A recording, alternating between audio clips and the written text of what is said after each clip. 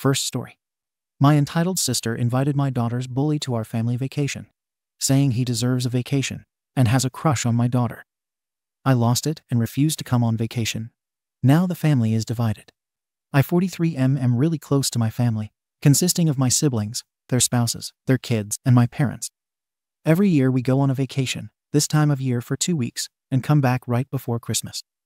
We are supposed to leave a week from today. I am the divorced, single, sole parent to my daughter 15F. She jokingly calls herself a nerd. She's weird, she's quirky. She likes anime and video games and Star Wars. The whole stereotypical nerd thing. She does get bullied at school, but since leaving middle school and growing up a little more, she started taking it better, and mostly it stopped. This one boy, who I will call Jeff 16M, presumably, and is coincidentally my nephew's who is also sort of an best friend, is an absolute nightmare. I've talked to the school. We've had meetings with his parents. She's switched around classes extensively, but he still goes out of his way to pick on Emily. She has told me herself that she can deal with name-calling, but it doesn't stop there. He pulls her hair, rips her clothes, and destroys her things. Like, this kid is a full-fledged nightmare. They even got into a fistfight, but they were both suspended for last year because he stole her backpack and put it into a full toilet in the boys' bathroom. When I was discussing plans with my sister, she brought up needing to buy Jeff a winter coat. When I realized he was going on the trip, I actually almost lost it. I told her, admittedly without thinking, that we weren't going, and she began begging me, talking about tradition and family and blah blah. I said no, I'll eat my portion of the cost, but we are not going. After a longer conversation, I said I'd go if they disinvite Jeff. We are well off, and we are lucky to have grown up in a financially stable home with parents who are attentive and supportive, and for our kids to have done the same. Jeff was not that lucky. He lives in a really unstable environment, both financially and emotionally. This was apparent to me from the meetings with his parents, as his father did not care and his mother blamed my daughter for being evil. And these were multiple, separate meetings. This is awful, and I'm sorry that Jeff or any child has to go through that. But I told my sister that my position still stands. The conversation went back and forth, mostly just her throwing excuses. Jeff has divorced parents. He grew up differently than us. Maybe it's just a crush you, so on and so forth. When I reminded her of the fight, she said, I know, but Jeff needs this. She mentioned how he needed a break from his toxic home life, and I respect that. But why does that mean I have to put my daughter in a house with her tormentor for 2 weeks? I told her I wasn't changing my mind and went home. Now there is pure chaos. My family is split. My parents are begging me to go, and I'm getting texts nearly constantly. My daughter told me she's not going if Jeff is going.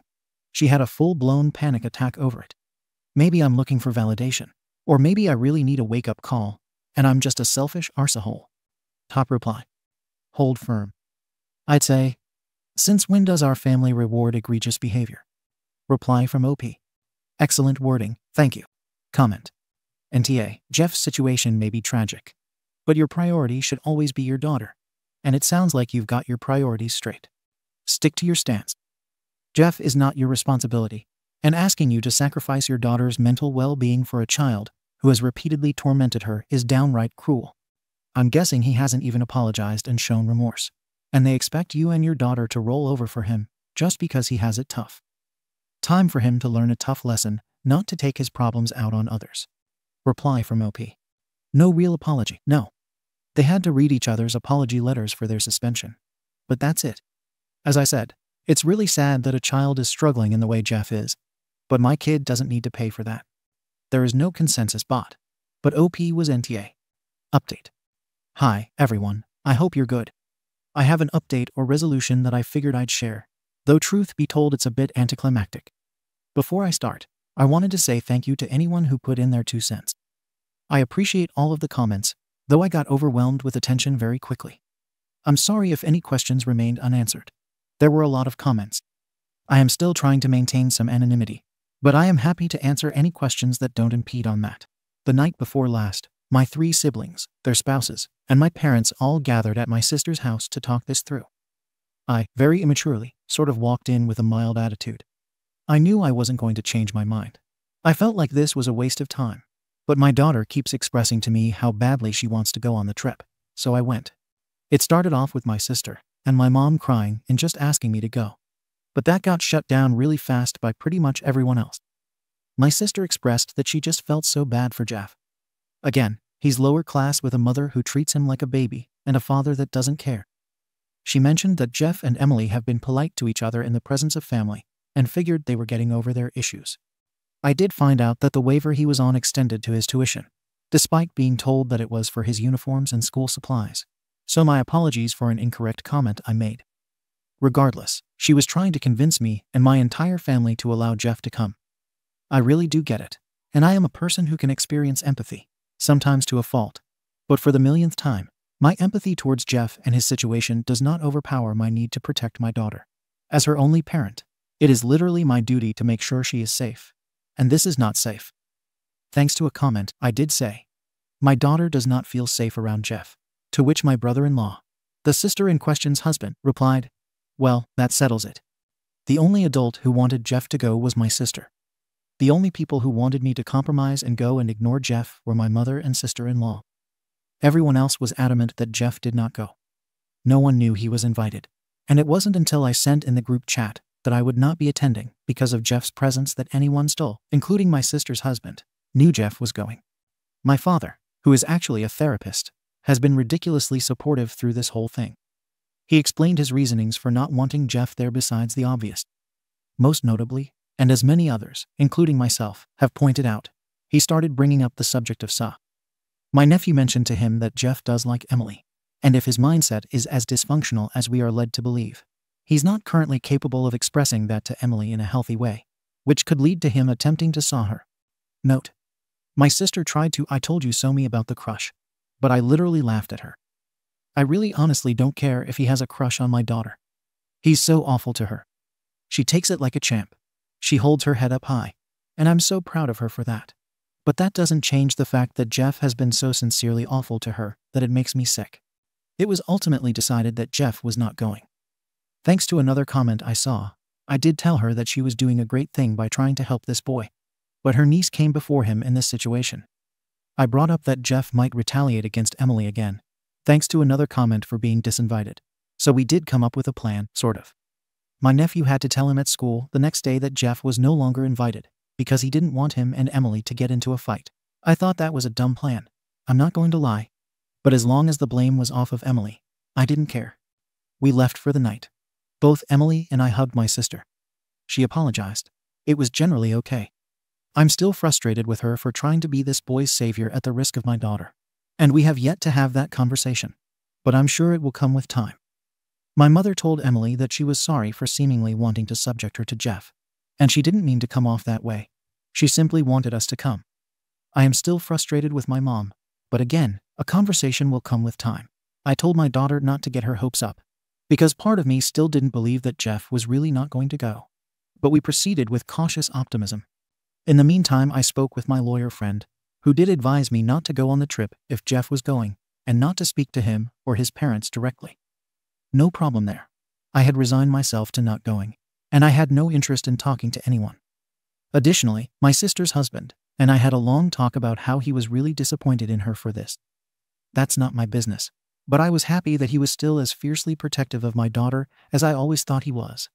I have to give my nephew props, because he took the news well, although he was disappointed. He understands that what Jeff does is wrong, but I'm still not really sure why he puts up with it besides that he's a teenager who doesn't want to lose his friend. So, this leads us to last night. Emily shows me a message from my nephew that just says, "So Jeff backed out Elmau, and that's it." Get this. Jeff didn't know that Emily was going. My nephew went to tell him what was up, and he got as far as saying, "Emily is going to be there," before Jeff backed out. I spoke to my nephew, who said Jeff just got weird and said he couldn't go, and they left it at that. Jeff seemed disappointed, and I do feel sorry for him, but again, my daughter comes first to me. My brother-in-law only sent me laughing emojis. Initially, I was still not sure if I'd go because a lot of comments suggested I should not go on principle. With that being said, my daughter said she'd rather go on this trip, even after I tried to suggest we do something else. So now we're going. Yay. That's really it. Sorry it's so long, and I wish it was more exciting, but it is not. I tried to put emphasis on the conversation with my family, because that was the important part. But even then we were just standing around my sister's kitchen talking. No big confrontation or anything. Regardless, have a good day and a happy holiday season. Thank you for reading and for all the advice. I do appreciate it. TLDR, Jeff is not going on the trip. And per my daughter's request, we're still going. Second story. Delusional OP abandoned her family for 2 years to find herself, came back after ruining her life, and hid her past as an adult worker. Now having a meltdown, her husband got a girlfriend who replaced her role as the mother, and her kids resent her. Secret voices. Hey guys, before getting into the story, I want to say that this story seems fake, but I'm not sure. Let me know what you think. I left my husband and kids to explore my life and failed. Now I want to reconnect, but they've moved on without me. Am I wrong for wanting a second chance? I 36F left my husband 39M and our 2 kids Sophie 15F and Ethan 10M 2 years ago. I told myself I was doing it to find myself, but looking back, it was the most selfish decision I've ever made. I thought I was escaping a life that was suffocating me, but all I did was destroy the people I loved most. At the time, I'd been a stay-at-home mom for almost a decade. Before that, I had a career in marketing that I was really proud of. Giving it up to raise my kids felt like the right decision at first, but over the years, I started to feel resentful. My entire life revolved around cleaning, cooking, and taking care of everyone else.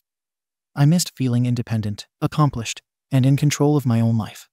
When I hit 34, I started thinking about everything I felt I'd missed out on. I wanted to travel, to explore new things, to feel free for once. David, my husband, didn't understand. He thought I was being irrational and selfish. He begged me to stay, saying we could work through it together, but I didn't listen.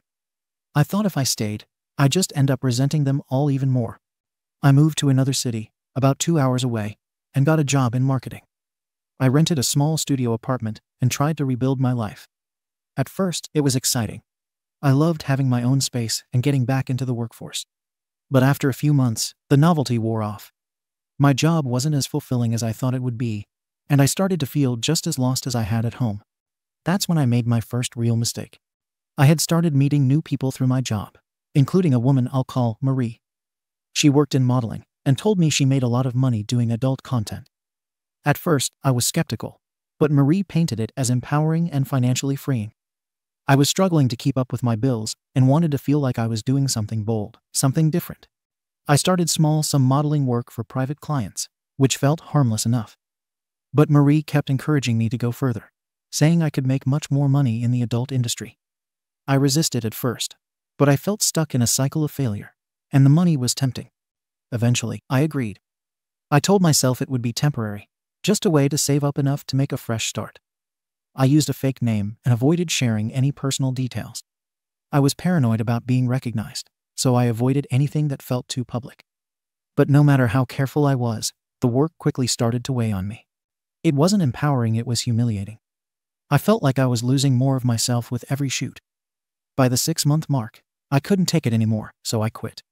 I had made some money, but most of it went to living expenses, so I was back at square one, only now with a mountain of shame on top of everything else. During all of this, I had been trying to stay in touch with Sophie and Ethan. I called them weekly at first, and they seemed happy to hear from me, even if Sophie was a little cold. But over time, it got harder to call. I didn't know what to say when they asked what I was doing, or when I'd come home. I started lying, saying I was working on big projects or traveling for work. After a few months, the guilt became too much. I missed Ethan's 9th birthday because I couldn't afford the trip back, and I missed Sophie's 8th grade graduation because I was too ashamed to face them. Eventually, I stopped calling altogether. I told myself I'd reconnect once I had my life together, but that day never came. 2 months ago, I hit rock bottom. I was broke, unemployed, and alone. I realized I had nothing to show for the time I'd spent finding myself. That's when I decided to go back. I thought maybe if I apologized and explained how lost I'd been, I could find a way to fix things. When I showed up at David's door, I barely recognized the house. It looked cleaner, brighter, and full of life. David opened the door, and standing behind him was Clara 35F, his new girlfriend. David told me they'd gotten together 6 months ago, and that Clara had been in the kids' lives for over a year. From what I could gather, she's been a wonderful stepmom. Ethan loves her. David let me speak to the kids briefly, but it didn't go well. Sophie wouldn't come out of her room at first. When she finally did, she stood in the doorway, glaring at me. "What are you doing here?" she said. "You left us. You don't get to just walk back in now." Ethan didn't say much. but the way he looked at me like I was a stranger was devastating.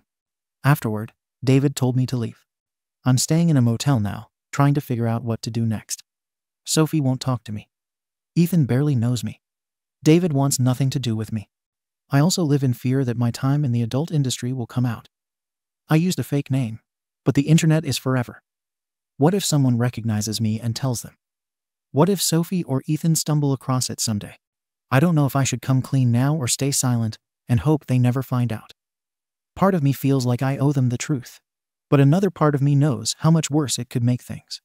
I don't know if I should keep trying or if I should just walk away and let them have the stability they've built without me. Am I wrong for wanting to fix this? Is there even a chance I can? Edit. 4 hours later. Thank you to everyone who's commented, even the ones who've been harsh. I know I've made terrible decisions, and I don't expect sympathy. I just don't know how to move forward. To answer some questions. No, I didn't cheat on David. My decision to leave wasn't about another relationship. It was about trying to figure out who I was, though I see now how selfish that was. Yes, I worked in the adult industry. I've never told anyone, and my family doesn't know. I thought I could keep it separate, but I'm terrified it'll come out someday. And to the creeps asking me to say my name, F you. If you have any advice, I'd appreciate it. I don't expect forgiveness overnight if ever. But I don't know if walking away entirely is the right thing to do, or if I should try to rebuild some kind of relationship with my kids, even if it takes years. Update. First, thank you to everyone who commented on my original post. I wasn't prepared for the sheer volume of responses, and I've spent the last few days reading through them. A lot of you gave me some much-needed reality checks, and even though it was hard to hear, I know you're right, I've caused irreparable damage to my family. Since posting, I've tried to reach out to David and the kids again, but it hasn't gone well. I texted David asking if we could sit down and talk about everything, even if just to give me closure. He didn't respond at first, but after a couple of days, he sent me a message. Emily, the kids need stability, and having you around right now would only confuse them. I'm not saying you can't try to rebuild a relationship with them someday, but for now, it's better if you keep your distance. It hurt, but I get it. I haven't earned the right to disrupt their lives again. As for the kids, Sophie is angrier than I realized. I asked David if I could write her a letter since she doesn't want to talk to me directly. He agreed, but only if I promised not to push her to respond. I poured my heart into that letter, apologizing for leaving and for the years I missed. I told her I didn't expect her to forgive me, but that I wanted her to know how much I love her and how sorry I am for the pain I caused. She wrote back, but it wasn't what I was hoping for. Her letter was short and blunt. You don't get to come back and act like everything's okay. You left us. You left me. I had to step up and take care of Ethan while Dad worked his arse off to keep us afloat. You can't just walk back into our lives because you feel bad now. We don't need you anymore. Reading that broke me. I cried for hours after. I don't blame her for how she feels, she's right. She had to grow up too fast because of me, and I can't undo that. Ethan hasn't said much, but from what David told me, he's struggling with my sudden reappearance. Apparently, he's been asking Clara a lot of questions about why I left and why I came back now. David said Ethan told Clara, I don't know if I want to see her again. What if she leaves us again? Hearing that shattered what little hope I had. A lot of you said I should come clean about everything, including my time in the adult industry, but I'm torn. On one hand, I feel like they deserve to know the full truth about why I stayed away so long. On the other hand, I don't want to burden them with something they didn't ask to know. What scares me the most is that it's not just my secret anymore. The work I did is online, and even though I tried to use a fake name and limit how much I was exposed, the internet is forever. I live in constant fear that Sophie or Ethan might stumble across it someday, or worse, that someone who knows them might recognize me and tell them. I hate the idea of them finding out that way, but I also don't know how to bring it up myself. For now, I've decided to stay silent. If they ask directly, or if it ever becomes an issue, I'll tell them the truth. But until then, I need to focus on rebuilding trust before adding something this heavy to the already broken relationship we have. I've started looking for work again, and am trying to find a more stable place to live. Staying in a motel is expensive, and I need to get my life together if I have any chance of showing my kids that I've changed. David has made it clear that he doesn't want me around for now, and I'm trying to respect that. But I don't want to give up entirely. I've been writing letters to Ethan too, just simple notes telling him I'm thinking of him and that I'm sorry for everything. I don't know if David is showing them to him, but it's the only way I know how to stay connected without crossing boundaries. For those of you who said I should leave them alone completely, I hear you, and I understand where you're coming from.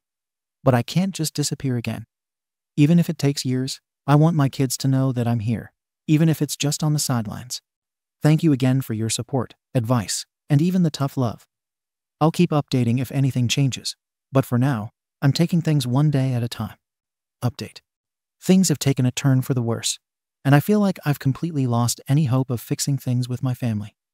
My worst fear, the one I mentioned in my last post, has started to come true. A few days ago, David called me and told me we needed to talk in person. His voice was cold, and I immediately knew something was wrong. We met at a coffee shop, and he got straight to the point. Someone sent Sophie a link to a video of me from when I worked in the adult industry. I have no idea who did it. David said it came from a fake social media account, and the person messaged Sophie directly with a caption like, "Here's your mom living her best life." Sophie clicked the link and saw everything. David told me she was completely hysterical. She came to him crying and screaming, asking why he hadn't told her that her mother did something so disgusting. David had no idea what she was talking about until she showed him the video. At the coffee shop, he looked me dead in the eye and said, "Do you have any idea what you've done to her?" His voice was shaking, and I could tell he was barely holding himself together. I tried to explain, but he cut me off. "You had 2 years to come clean, Emily. 2 years to warn us, to prepare us for something like this. Instead, you stayed silent, and now Sophie feels like her entire childhood was a lie." David told me Sophie locked herself in her room for hours after she saw the video. When Clara tried to talk to her, she screamed at her, saying, "You're not my mom, and neither is she. I don't have a mom." Hearing that broke me. I tried to reach out to Sophie myself. I sent her a text apologizing and asking if we could talk, but she blocked me.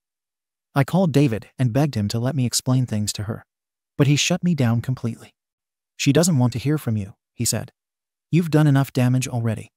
This morning, David sent me a longer message explaining how Sophie feels. She's devastated. She feels betrayed and humiliated. She can't believe her friends might have seen this, and she's terrified of it spreading further. She said she wishes you'd stayed gone because at least then she could have pretended you were someone worth looking up to. She doesn't want anything to do with you, Emily. That message hit me like a punch to the gut. Sophie hates me, and I don't know if she'll ever forgive me for this. Thankfully, Ethan hasn't found out yet. David said he's doing everything he can to protect Ethan from this, and he's told Sophie not to say anything. Clara is keeping a close eye on him, and they're making sure he doesn't overhear anything. But I'm terrified it's only a matter of time before he finds out. The video is online, and I can't control who might see it or share it. If it spreads to anyone in our community or to Ethan's school, I don't know how I'll handle it. After Sophie's reaction, David reached out again, and this time, he didn't hold back. He told me I was selfish for coming back into their lives, knowing the skeletons I had in my closet. I begged him to give me a chance to explain things to Sophie, but he refused. "Stay away from us," he said. "You've done enough damage to last a lifetime." I feel like my entire world is falling apart. My worst fear has come true, and I have no one to blame but myself. I thought I could rebuild my life, but all I've done is bring more pain and humiliation to the people I love most. Sophie won't talk to me. Ethan is still safe for now, but I'm terrified of the day he finds out. David has completely shut me out, and Clara, who has every reason to hate me, is the only one showing me any kindness. She sent me a message saying, "They're hurting right now, but that doesn't mean it's the end. Give them space. They need time to process this." I want to believe she's right, but I don't know if I deserve to hope for that. I'm still staying in the motel, but I can't afford it much longer. I've been applying for jobs, but my options are limited, and the shame of my past feels like it's following me everywhere. I don't know if I'll post another update. I feel like I've reached the end of the line. Edit. A lot of you asked how the video got leaked, and honestly, I wish I knew. When I worked in the adult industry, I used a fake name and did everything I could to keep it separate from my personal life. But the internet is forever, and clearly, someone found out. David doesn't care how it happened. He told me the damage is done, and all that matters now is protecting the kids. But I can't stop thinking about who did this. Was it someone I worked with in the industry? Someone local who recognized me? Or just a random troll who thought it would be funny to ruin my family's life? I hate that I'll probably never know. Thank you for watching the video. If you are interested in listening to these kinds of stories, we've got more in store for you. Simply subscribe to our channel, hit the like button, and share it with your friends.